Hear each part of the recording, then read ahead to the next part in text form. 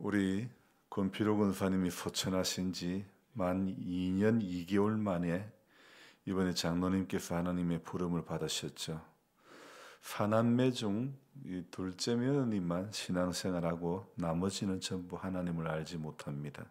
이런 경우에 장례식을 집례할 경우 믿음이 없는 자녀분들에게 복음을 전할 수 있는 좋은 기회가 되는데, 제가 참 얼마나 덜된 목사인지 제가 말씀을 전하는 것만 힘들다고 생각을 했습니다. 지금껏 목회를 하면서 저는 다른 목사님들보다도 장례 예배를 적게 인도한 것 같습니다.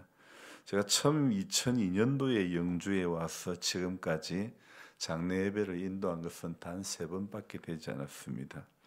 그러니 장례 예배를 인도할 기회가 별로 없었고, 장례 예배에서 말씀을 전한다는 것이 제게는 익숙하지는 않았다고 말씀드릴 수 있겠죠. 목사는 언제든 말씀의 교제를 나누어야 하는 것이 마땅하지만 말씀을 전하는 현장의 분위기에 따라 뜨겁기도 하고 냉랭하기도 합니다. 부인 되신 우리 정 권사님과 외동딸 혜경자매 두 사람도 병원 신세를 지고 있으므로 함께하지 못하니 뭔가 텅텅 빈 그런 느낌이 들었습니다. 제가 임기교회의 첫 발걸음을 내디딜 때 제일 먼저 뵌 분이 바로 권 장로님이셨는데, 이제는 기억 속의 장로님으로만 남게 되었습니다. 남은 장례의 절차 가운데 하나님의 말씀이 자녀들에게 잘 전거되어지고 또 그 말씀이 소망의 말씀이 되어서 아버지의 영적인 대를 이어가는 그런 가족들이 되기를 기도합니다. 장례 예배를 인도하면서 느끼는 마음이, 나의 장례식은 어떻게 기억이 될까, 이런 생각을 해봅니다. 예수 그리스도와 그의 몸된 교회와 성도들을 위하여 아름답게 헌신했다는 그런 말을 들을 수 있었으면 좋겠습니다. 바울은 여러 교회에 보내는 편지에서 그는 자신의 약함과 자신의 죄인됨을 밝히고 그리고 하나님의 긍휼을 구하는 말씀을 자주 하고 있지요.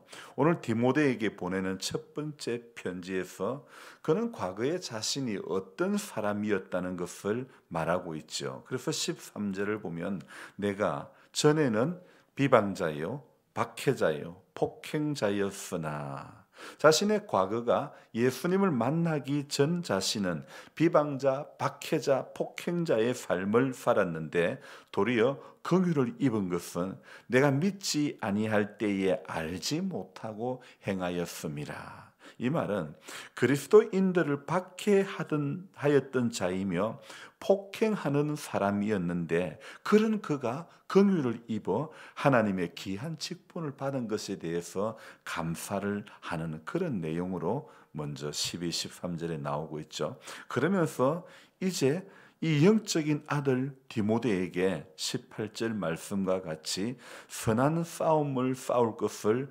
당부하기 위해 바로 이 디모데에게 편지를 보내는 것입니다.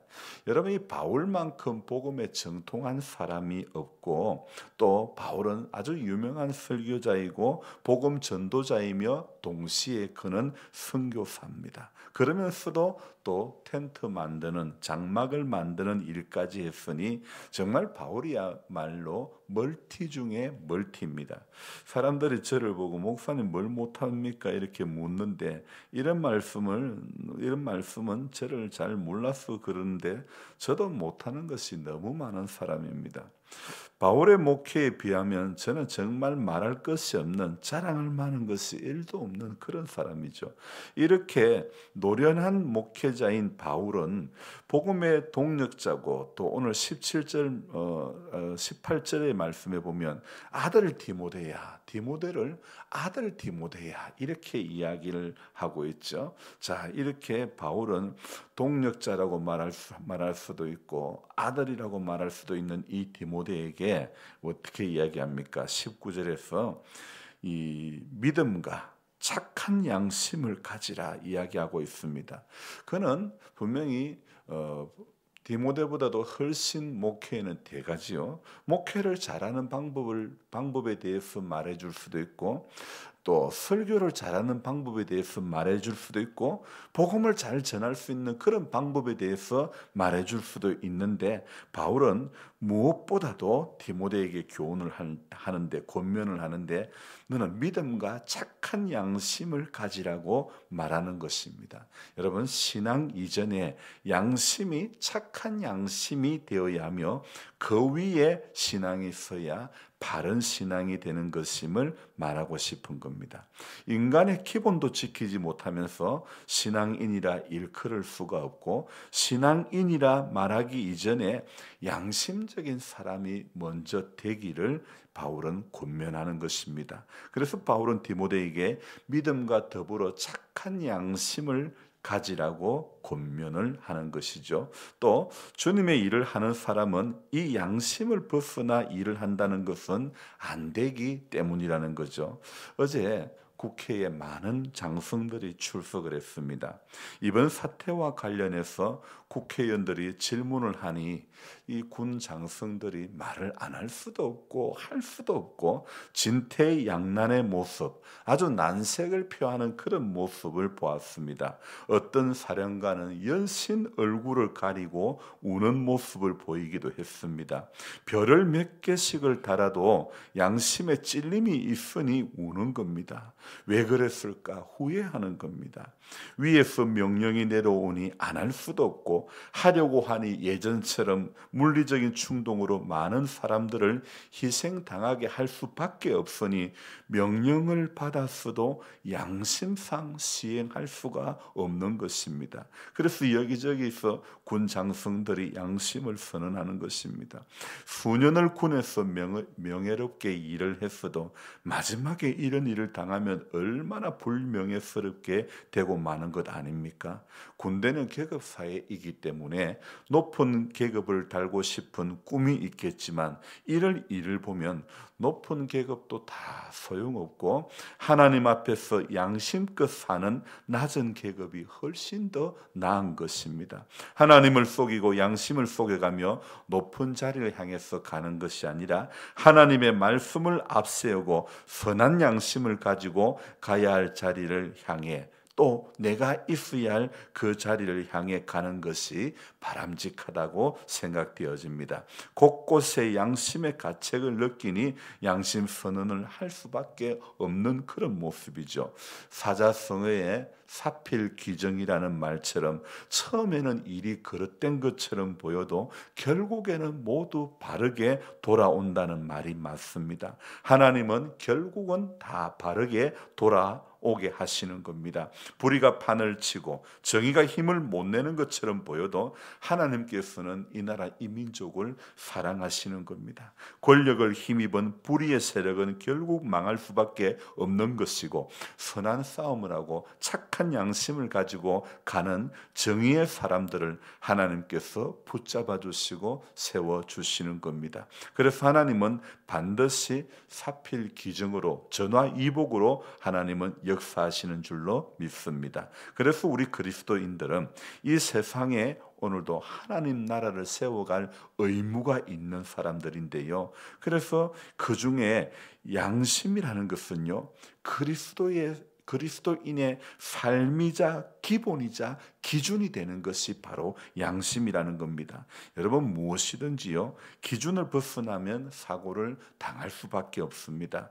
저는 운전할 때 고갯마루나 커브길에는 무조건 속력을 줄입니다. 왜냐하면 고갯 너머에 커브길 다음에 어떤 일이 있을지 어떤 사정이 있을지 안 보이기 때문에 내 시야가 확보되지 않기 때문에 커브길과 고갯마루에서는 무조건 수행을 합니다. 그래서 제가 운전하는 기준은 무조건 시야가 확보되지 않으면 수행한다는 것이 철칙입니다. 앞이 보여야 앞 사정이 안 보이면 절대 속력을 내지 않습니다. 반드시 앞의 상황이 보이고 시야가 확보되었을 때 그때 속력을 내는 것입니다.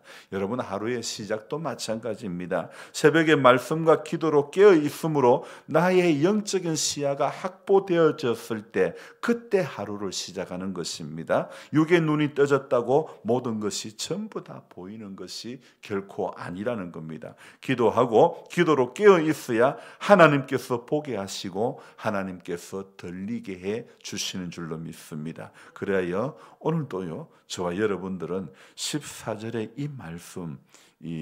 이 말씀이 우리에게 주어지기를 소망해야 되는 겁니다. 같이 읽어봅니다.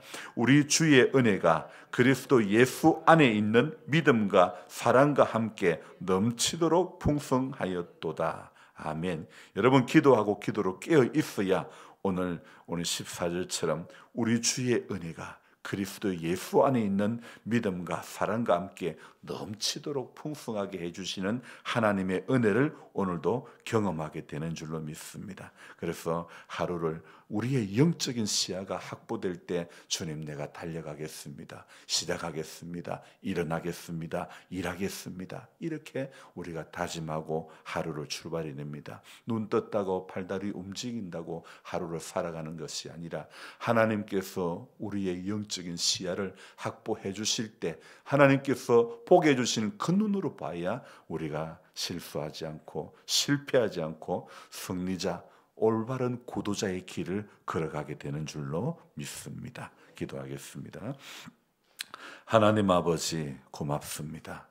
우리 날마다 하루하루를 살아가는 것이 은혜 아니면 살아갈 수가 없습니다. 우리 육군 참모총장도 안수 집사님이셨지만 계급 사회에 살다 보니까 참 이런 일을 당하고 또 그럴 수밖에 없어서 참 마음이 많이 아픕니다.